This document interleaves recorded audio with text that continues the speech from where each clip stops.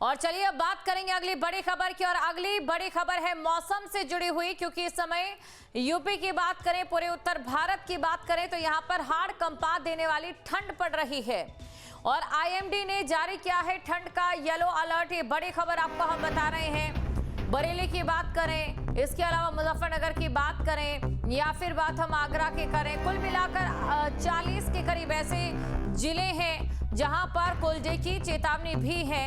कई जिलों में कोहरे की घनी चादर इस समय छाई हुई है। 5 दिन तक ठंड से राहत नहीं मिलने वाली है। तो 5 दिन तक अगर आप ये सोच रहे हैं कि आपको ठंड से राहत मिल जाएगी, अक्सर जो कहा जाता है कि 13 जनवरी के बाद मौसम खुलना शुरू हो जाता है, संक्रांत के बाद हमारी जो मौसम का चक्र है वो भी बदलना शुरू हो जाता है। फिलहाल ऐसा होता नजर नहीं आ रहा है। और बीते 2 सालों की बात करें तो ये गवाह रहा है कि जो जाता हुआ जाड़ा है वो कहीं ना कहीं सर्दी के सितम में ज्यादा सराबोर दिखाई देता है। तो बड़ी खबर आपको हम बता रहे हैं, इस समय भी 40 से ज्यादा ऐसे जिले जहां पर कोल्ड डे का अलर्ट जारी किया गया है। अल नीना वर्ष के तौर पर इस मौसम चक्र को गिना जा रहा है, जिसका सबसे ज्यादा जो असर है इस पिछले साल अगर 2025 की बात करें तो हमें नवंबर में देखने को मिला था। नवंबर जो कि बीते 10 सालों में सबसे ज्यादा ठंडा रहा था। दिसंबर में मौसम सामान्य रहा, लेकिन ठंड को लेकर आईएमडी का ये अलर्ट है। 31 दिसंबर के बाद लगातार जो है ठंड बढ़ती चली गई। कोल्ड डे रहा है। 40 से अधिक ऐसे जिले हैं जहां पर कोल्ड डे की चेतावनी है। पश्चिमी उत्तर प्रदेश में इस समय घने कोहरे का अलर्ट है और घने कोहरे की वजह से विजिबिलिटी पर भी असर पड़ रहा है। और असर इस प्रकार की कई हादसे हो रहे हैं। कक्षा 8वीं तक के सभी स्कूलों की छुट्टी कर दी गई है। कक्षा 8वीं तक के सभी स्कूल फिलहाल बंद रहेंगे और अगले 5 दिन तक कड़ाके की ठंड पड़ने जा रही है। यानी कि 5 दिन तक कड़ाके की सर्दी होगी। और हालांकि देखिए उसके बाद का जो मौसम का अनुमान है वो भी बाद में सामने आएगा, लेकिन एक बात तो यहाँ पर साफ लग रही है कि लोहड़ी तक जो है वो ठंड यूं ही बनी रहेगी। ठंड का सितम यूं ही जारी रहेगा। जाती हुई सर्दी में ये जो जाड़ा है आपकी हाड़ कंपा देने वाला है। इसी प्रकार का जो मौसम का पैटर्न है वो हमें देखने को भी मिला है। बीते अगर 2 सालों की हम बात करें, हमारे तमाम जो संवाददाता हैं वो भी लगातार ग्राउंड जीरो पर मौजूद है। अमित हमारे साथ नोएडा से है, लखनऊ से आलोक हमारे साथ है और सत्यपाल संभल से हमारे साथ जुड़ चुके हैं। सबसे पहले चलते हैं अमित के पास, अमित से जानने की कोशिश करते हैं। अमित, सबसे पहले ये आपसे जानना चाहेंगे दिल्ली एनसीआर में इस समय प्रदूषण का स्तर क्या है, क्योंकि दिल्ली एनसीआर के लोगों को ठंड और कोहरे के साथ साथ प्रदूषण का ट्रिपल अटैक झेलना पड़ता है और उसकी वजह से कई चीजें प्रभावित हो रही है, चाहे बच्चों के स्कूलों की बात क्यों ना की जाए।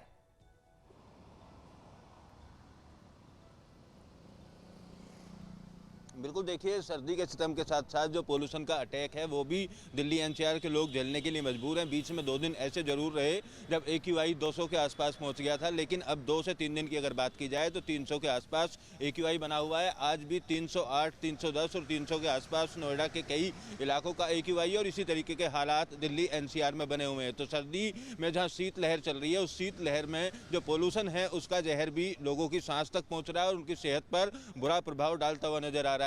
छोटे बच्चों की सेहत पर बुरा प्रभाव डाल रहा है, जिसके चलते जो 8वीं तक के स्कूल हैं उनको फिलहाल बंद कर दिया गया है। बढ़ती सर्दी को देखते हुए, पोल्यूशन के हालात को देखते हुए 8वीं के ऊपर की जो कक्षाएं हैं वो सामान्य तौर पर चलाई जा रही हैं। और मौसम वैज्ञानिकों ने जिस तरीके का अनुमान जाहिर किया है कि सर्दी आने वाले दिनों में और ज़्यादा बढ़ेगी, उसी तरीके के हालात नोएडा इसके आसपास के इलाकों में देखे जा रहे हैं। आज जो तापमान है 2 से 3 डिग्री कम है इस समय जब हम बात कर रहे हैं। इस समय कल के अगर तापमान की बात करें तो 10 डिग्री के आसपास था, लेकिन आज 7 डिग्री सेल्सियस के आसपास जो तापमान है वो बना हुआ है। जो ठंडी हवाएं हैं वो चल रही हैं। हालांकि हवा की रफ्तार की अगर बात की जाए तो 4 से 5 किलोमीटर प्रति घंटा की रफ्तार से आज हवा चल रही है। हवा कुछ कम है और हवा जब भी कम होती है तो पोल्यूशन का लेवल लगातार बढ़ता हुआ नजर आता है। हवा की रफ्तार कम होने से माना जा रहा है कि आज शाम तक जो पोल्यूशन का लेवल है वो और ज़्यादा बढ़ सकता है। हालांकि पोल्यूशन में कमी लाने के लिए तमाम तरीके के कदम उठाने के दावे पिछले सालों की तरह इस साल भी किए जाते रहे, लेकिन नवंबर के बाद से अभी तक के अगर हालातों की बात करें तो दिल्ली एनसीआर के लोग जहरीली हवा में सांस लेने के लिए लगातार साल दर साल मजबूर रहते हैं। जिस तरीके के कदम उठाए जाते हैं उनसे पोल्यूशन में कमी नहीं दर्ज की जा रही है। सुप्रीम कोर्ट भी इस पूरे मामले में कई बार टिप्पणी कर चुका है, कई रिपोर्ट मांगी जा चुकी हैं, बावजूद उसके ग्राउंड पर जिस तरीके का काम होना चाहिए उस तरीके का काम ना होने के चलते ऐसी जहरीली हवा में दिल्ली एनसीआर के लोग रहने के लिए मजबूर हैं और तरह तरह की बीमारियों से ग्रस्त हो रहे हैं। फिलहाल सर्दी से बचाव को लेकर अगर प्रशासनिक तैयारियों की बात की जाए तो तमाम तैयारियां पूरी करने के दावे हैं। रैन बसेरे बनाए गए हैं, सभी लोगों को रैन बसेरे में पहुंचाया जा रहा है, खुले आसमान के नीचे सोने वाले लोगों को सुरक्षित रखने का काम किया जा रहा है और अलाव जलाने के भी आदेश दिए गए थे। लेकिन क्योंकि पोल्यूशन बहुत ज़्यादा है तो पोल्यूशन के नियमों की अनदेखी होगी। अगर अलाव जलाए जाएंगे तो अलाव कई जगह जलाते हुए लोग नहीं पा रहे हैं, प्राधिकरण की तरफ से लकड़ियां नहीं डाली जा रही हैं, अपनी तरफ से ही लोग इंतजामात कर कहीं कहीं अलाव जलाकर खुद को सर्दी से बचाने की कोशिश करते हुए नजर आते हैं। लेकिन हालात जो हैं फिलहाल हाड़ कपा देने वाली जो सर्दी है वो लगातार है और तापमान में और ज़्यादा गिरावट आने वाले दिनों में दर्ज की जाएगी। अगले 8 दिनों तक इसी तरीके का मौसम रहने का जो अनुमान है वो मौसम वैज्ञानिकों द्वारा जताया गया है। अगर कोहरे की बात की जाए तो दिल्ली एनसीआर के जो आबादी वाले इलाके हैं वहाँ पर कोहरा तो नहीं है, लेकिन खुले इलाके जो हैं वहाँ पर कोहरा है, विजिबिलिटी कम है। दिल्ली एनसीआर में आज पोल्यूशन की चादर की वजह से जो विजिबिलिटी आसमान में जो बड़ी बड़ी इमारतें हैं वो जरूर तो कुछ धुंधली दिखाई दे रही हैं। बिल्कुल, यानी कि विजिबिलिटी पर ज्यादा असर यहाँ पर पड़ता नजर आ रहा है, वाहन चालकों को दिक्कतों का सामना करना पड़ रहा है।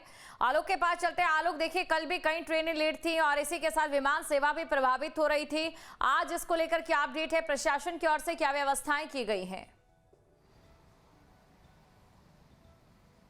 बिल्कुल, मैं आपको सुबह भी बता रहा था कि कोहरा राजधानी में कम है, लेकिन हल्का कोहरा धीरे धीरे बढ़ रहा है। ये मौसम में जो बदलाव है उसका असर है। तापमान की बात करें तो 6 डिग्री न्यूनतम और 15 डिग्री मैक्सिमम रहने वाला है। पूर्वानुमान यही है कि आने वाले समय में ठंड बढ़ेगी। विजिबिलिटी की आज की बात करें तो लगभग 1 किलोमीटर है, हवा 6 किलोमीटर प्रति घंटे के हिसाब से चल रही है। आने वाले 15 दिनों के अगर हम मौसम की बात करें तो 15 से 17 किलोमीटर की रफ्तार से हवा चल सकती है। शीतलहर और गलन का अनुमान लगाया जा सकता है कि आने वाले 10-12 दिन में बहुत ज़्यादा होगी। तापमान 5 डिग्री से नीचे गिरेगा।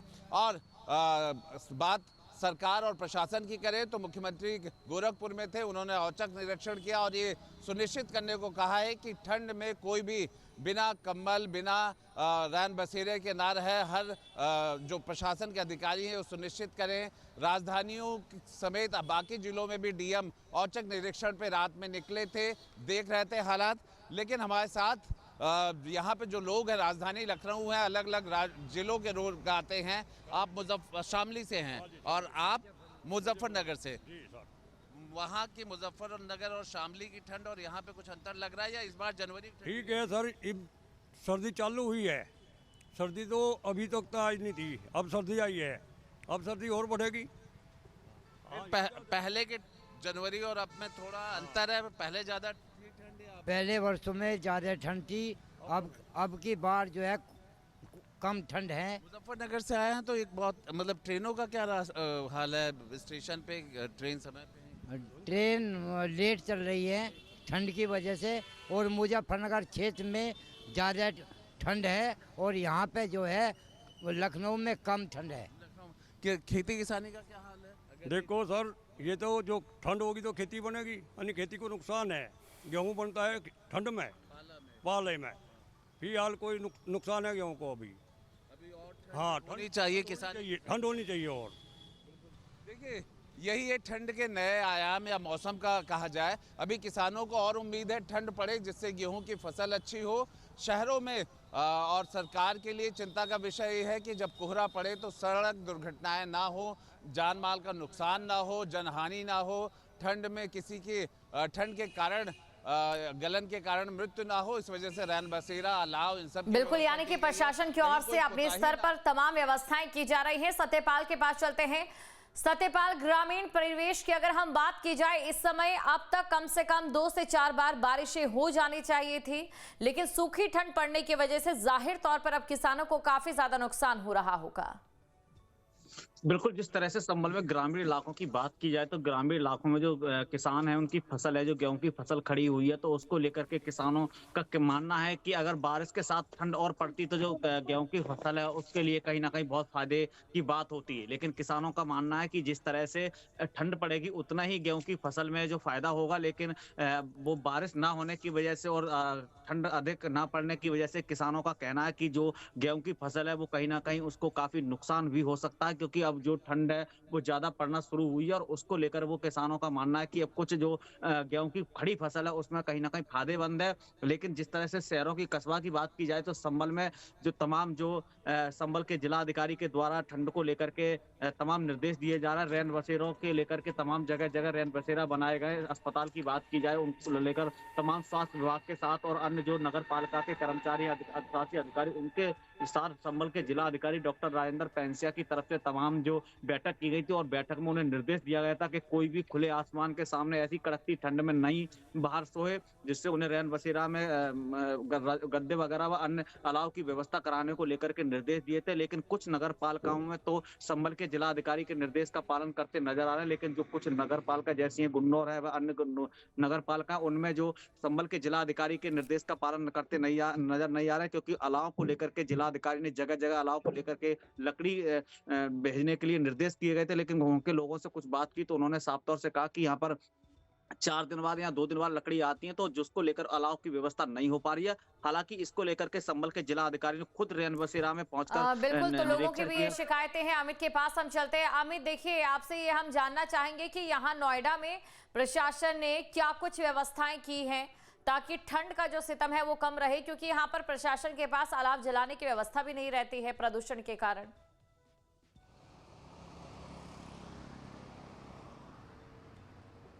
बिल्कुल, देखिए, अगर प्रशासनिक तैयारियों की बात करें तो नोएडा और ग्रेटर नोएडा प्राधिकरण की जिम्मेदारी रहती है रैन बसेरे बनाने की और अलाव जलाने की। तो प्राधिकरणों की तरफ से ऐसे इलाके चिन्हित किए गए हैं जिन इलाकों के आसपास ज़्यादा ऐसी तादाद में लोग रहते हैं जिनके पास रात में खुले आसमान के अलावा कोई दूसरा आसरा नहीं रहता है। ऐसी जगहों पर नोएडा स्टेडियम या अलग अलग जगहों पर रैन बसेरों के इंतजाम किए गए हैं। अभी तक अधिकारियों का दावा है कि पर्याप्त मात्रा में रैन बसेरे बनाए गए हैं और लोगों को वहाँ तक पहुँचाने के लिए कुछ साइन बोर्ड भी लगाए गए हैं और रैन बसेरों में सिक्योरिटी गार्ड के साथ साथ अलाव जलाने के लिए कुछ लकड़ियां भी डाली जाती हैं, क्योंकि ऐसे सिक्योरिटी गार्ड जो अपनी ड्यूटी करने के लिए स्टेडियम या तमाम सरकारी भवनों में तैनात रहते हैं तो उनके लिए भी व्यवस्था की गई है। लकड़ी कुछ जगह डाली जाती है। हालांकि AQI की वजह से पूरी तरीके से अलाव जलाना यहाँ पर पाबंदियों के अंदर आता है, उसको नहीं जलाया जा सकता है। लेकिन कुछ मजबूरी के चलते कुछ सिक्योरिटी गार्ड रात में इस तरीके से अलाव जलाते मिलते हैं। और रैन बसेरों में जिन लोगों को जानकारी नहीं है, सड़क पर फुटपाथ पर बैठे हुए या सोते हुए दिखाई देते हैं, तो उनको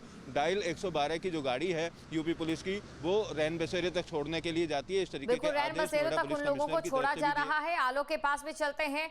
आलोक, देखिए, इस समय ये जो ठंड है ये लोगों के व्यवसाय पर भी असर डाल रही होगी, खासतौर से उन लोगों के व्यवसाय पर जो पर्यटन के क्षेत्र से जुड़े हुए हैं। बिल्कुल, देखिए, ठंड का मौसम ऐसा होता है कि घरों से बाहर निकलना ही मुश्किल होता है। गलन और ठंड ऐसी होती है जिसमें खुद मौसम वैज्ञानिक से लेकर के सभी का यही कहना होता है कि बाहर जितना कम से कम निकले अच्छा है, क्योंकि अगर ठंड लग जाए बुजुर्गों को, बच्चों को या सामान्य किसी भी व्यक्ति को तो ठंड बिल्कुल आलोक, और ठंड का ये जो सितम है ये देखने को मिला। आप सभी का शुक्रिया तमाम जानकारी को दर्शकों तक पहुंचाने के लिए। तो ठंड के सितम का अंदाजा आप इस बात से लगा सकते हैं कि कम विजिबिलिटी के कारण लगातार हादसे हो रहे हैं। कल अलीगढ़ में एक ऐसा हादसा हुआ जिसने सबको हैरान कर दिया। कम विजिबिलिटी के कारण एक वाहन एक व्यक्ति को टक्कर मार दी। व्यक्ति का शव सड़क पर पड़ा रहा। विजिबिलिटी कम होने के कारण पूरी रात वाहन उस शव को रौंदते रहे और सुबह जब लोगों ने वहां पर दृश्य देखा तो शव के चिथड़े इधर उधर थे। कुरेद कर शव को निकालना पड़ा और पोस्टमार्टम के लिए भेजना पड़ा, ये सिर्फ और सिर्फ कम विजिबिलिटी के कारण। इसलिए न्यूज स्टेट की भी आप लोगों से अपील है कि आप अपने वाहनों की रफ्तार को कम रखिए। आपके मोबाइल पर तुरंत आएगी ब्रेकिंग न्यूज। स्क्रीन पर सबसे पहले दिखेगी बड़ी खबर। देश दुनिया की हर खबर एक जगह। अब आपके मोबाइल पर तुरंत फटाफट इंस्टॉल कीजिए न्यूज नेशन ऐप और रखिए खुद को अपडेट।